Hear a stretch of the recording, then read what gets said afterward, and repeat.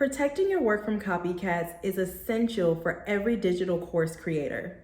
Without this legal protection, the value of your work diminishes and others can profit from your intellectual property. You should be protecting your digital course through the use of trademarks, copyrights, as well as contracts. Hi, I'm Casey, entertainment lawyer for Black creatives and entrepreneurs.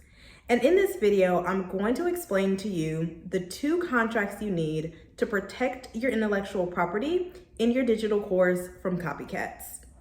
The first type of contract you need is a confidentiality and work for hire agreement.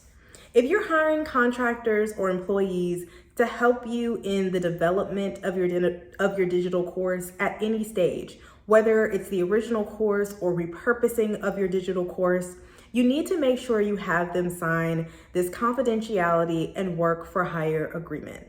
This contract helps to outline your ownership rights in the IP of your digital course. So that would be everything from the videos to the graphics, to your written materials, even down to your methodologies and your process and your framework that you're teaching within that digital course. Now, if you have a registered copyright for your digital course, which I strongly recommend, and if you haven't watched last week's video, I break down how to copyright a digital course. And if you have this copyright registration in your course, then you want to make sure that you're stating that inside of this contract as well, to put your contractors and employees on notice that you have taken the steps to legally protect the copyright of your digital course and that you are prepared to take any legal action if necessary for any type of infringement. Now, confidentiality and work for hire agreement is extremely important in outlining those ownership rights, but it's also important because it helps to maintain those ownership rights. What I mean by that is when your employees or your contractors sign this type of agreement, it makes it clear that anything they create for your business in support of your digital course will actually be transferred over to your business for ownership. So that is the purpose of the work for hire language. And make sure that anything that they create actually becomes the legal property of your company. Now, in addition to that, it also makes sure that they are clear that everything they have access to, they only have access in order to complete their work. They shouldn't be using this content in any other capacity, and everything that they're learning should be held in strict confidence in your business.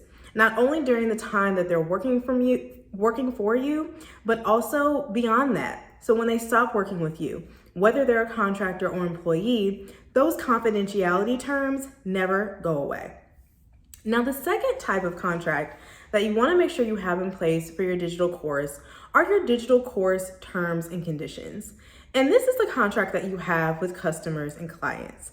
Now, this one's important because I can't tell you how many times I've had to help entrepreneurs and digital course creators who are dealing with customers who have taken materials from a digital course they've signed up for and are now selling it on their own, or selling a portion of their framework on their own and actually soliciting those original entrepreneurs, customers, and clients to come and join their coaching program or their digital course. So it's extremely important that you have a legal written contract with your customers that clearly outlines your ownership rights. Again, this is another example of why it's so important to actually have a copyright registration for your digital course, because in the event that you find out someone is infringing on your rights, not only will it be a breach of contract, but you can actually legally pursue copyright infringement as well. So here in this type of agreement, you wouldn't need a work for hire provision like the other contract that I just covered, because here your customers aren't going to have the same type of access to materials such as your employees or your contractors would. But you still want to be very clear with them that the only type of use that they can use with your content is for their own personal use. Any type of commercial use would be strictly prohibited and would be a breach of the contract, as well as loss of access to any of your future courses or materials. I hope this video was helpful in understanding the 2 contracts you need to protect the IP in your digital course. If so, be sure you like and subscribe this video and subscribe to my channel so that you can get notifications on when I release new content.